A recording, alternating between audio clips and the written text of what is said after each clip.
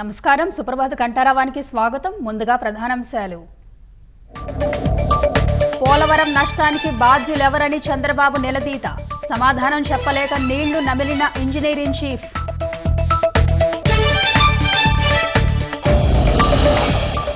అమరావతి పునర్నిర్మాణంలో కూటమికి అనేక సవాళ్లు. 5 ఏళ్లలో సరిదిద్దలేనంతగా వైకాపా విధ్వంసం.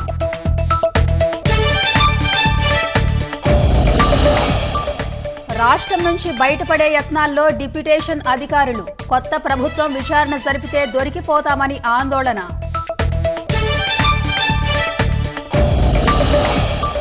ఈ నెల 24న అసెంబ్లీ సమావేశాలు. సభాపతిగా అయ్యన్న, ప్రొటెం స్పీకర్గా బుచ్చయ్యకు అవకాశం.